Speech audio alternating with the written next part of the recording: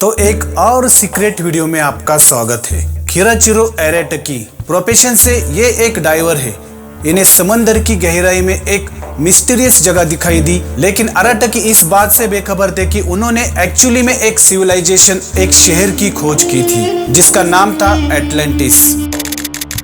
अब एटलांटिस क्या है, कौन सी जगह है, ये हम आगे वीडियो में देखने ही वाले हैं। उससे पहले हम ये जान लेते हैं कि अराटकी ये शख्स जो एक डाइवर है, उन्हें समंदर में इतनी गहराई में जाने की जरूरत क्यों पड़ी। तो हुआ यूं कि जापान के योनागुनी आइलैंड पर, जहां समंदर का पानी बहुत खौफनाक माना जाता है और इस जगह पर अक्सर टाइफून्स भी निकलते हैं, और उसके साथ साथ यहाँ पर हैमरहेड शार्क भी देखे गए हैं, और इसलिए ऐसे खतरनाक जगह पर डाइविंग करना किसी भी डीप सी डाइवर के लिए एक चैलेंज ही होता है, और इसलिए ये जगह शायद एक्सपर्ट की नजर से छिपी हुई होगी। लेकिन खिराचिरो एरेटकी ने इसे एक चैलेंज समझकर वहां डाइविंग शुरू की। उस दौरान उन्हें पानी में कुछ मिस्टीरियस चीजें दिखाई दी। उनका कहना था कि जब मैं पानी के अंदर गया तब पानी एकदम क्लियर था, एकदम साफ था। वहां उन्हें अजीबोगरीब स्ट्रक्चर दिखाई दिए। उन्हें एक बड़ा सा पहाड़ दिखाई दिया। उन्होंने सोचा कि ये कोई नॉर्मल बड़ा सा पत्थर है जो एक पहाड़ जैसा दिख रहा है, लेकिन उनका शक यकीन में तब बदल गया जब उस पहाड़ पर, उस बड़े से पत्थर पर उन्हें स्टेप्स बने दिखे। इस डाइवर को यह समझ में नहीं आ रहा था कि अगर ये नेचुरल पत्थर का पहाड़ है तो इस पे स्टेप्स क्यों बने हुए हैं। लेकिन अराटकी इस पत्थर की और जांच करने के लिए पानी के और गहराई में और नीचे चले गए तो उन्हें वो दिखा जिस पर यकीन करना मुश्किल था। ये स्ट्रक्चर इतना बड़ा था कि उसमें 6 फुटबॉल ग्राउंड्स बैठ सकते थे, और उसकी हाइट 8 फ्लोर की बिल्डिंग जितनी थी। इस अजीबोगरीब स्ट्रक्चर के बॉटम से लेकर टॉप तक स्टेप्स बनी हुई थी, और इसकी हर साइड एक सरीकी बनी हुई थी। ये सब देखने के बाद उन्हें पक्का यकीन हो गया कि ये नेचुरल नहीं है, ये इंसानों ने ही बनाया है। लेकिन सवाल था कि आखिर ये है क्या। जब इस मिस्टीरियस स्ट्रक्चर की जांच करने के लिए वहाँ एक्सपर्ट की टीम आई तो उन्हें पता चला कि हम सिर्फ डाइविंग से इसकी अच्छे से जांच नहीं कर सकते। तब एक्सपर्ट, मतलब जो जांच करने वाले लोग थे, उन्होंने फैसला किया कि हम इसे सोनार टेक्नोलॉजी के जरिए इसकी पूरी तरह से अच्छे से जांच करेंगे। पहले हम ये जान लेते हैं कि ये सोनार टेक्निक है क्या, ये काम कैसे करती है। इस डिवाइस को जब पानी में डाला जाता है तो वो एक साउंड वेव पानी में छोड़ता है। फिर ये साउंड वेव समंदर में मौजूद डिफरेंट चीजों से टकराकर रिफ्लेक्ट होती है। तभी एक रिसीवर रिफ्लेक्ट साउंड को कैप्चर करता है, और फिर कंप्यूटर की मदद से उनका एक 3D मॉडल बनाया जाता है। सोनार स्कैनिंग टीम ने योनागुनी आइलैंड का कंप्लीट स्कैनिंग किया। जब स्कैन का 3D मॉडल बनाया गया तो सारी हकीकत सामने आ चुकी थी।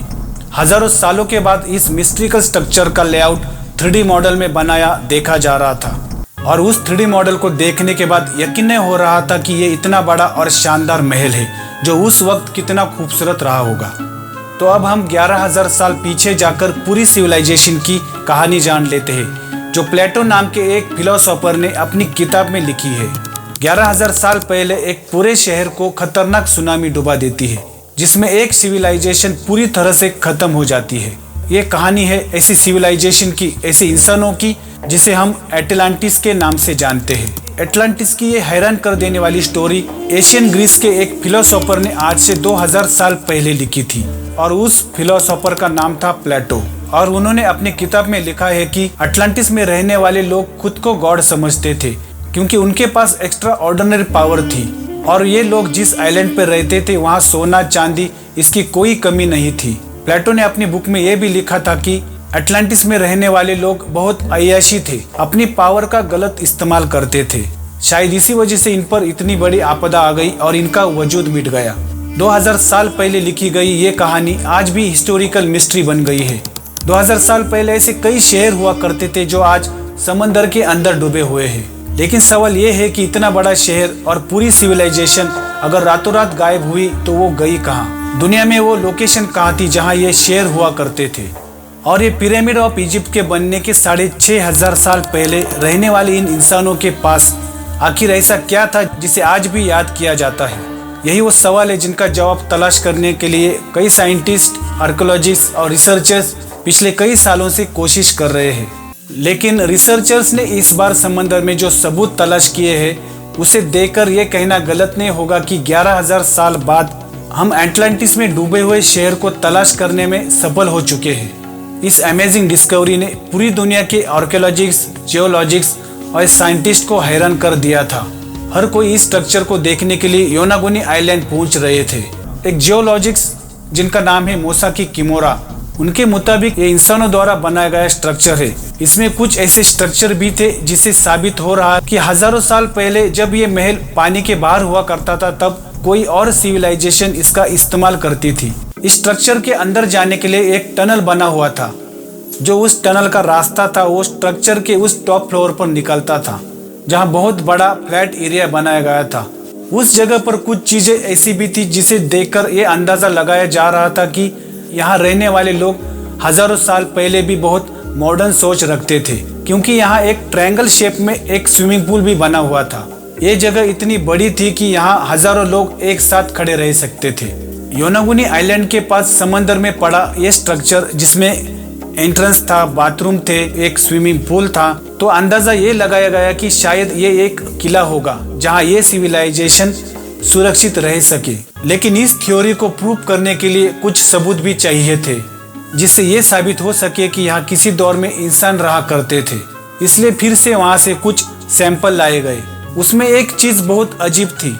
एक पत्थर था जिस पर क्रॉस बना हुआ था और उस पर 2 होल बने हुए थे जो शायद पत्थर पर पकड़ बनाने के लिए हो सकते हैं।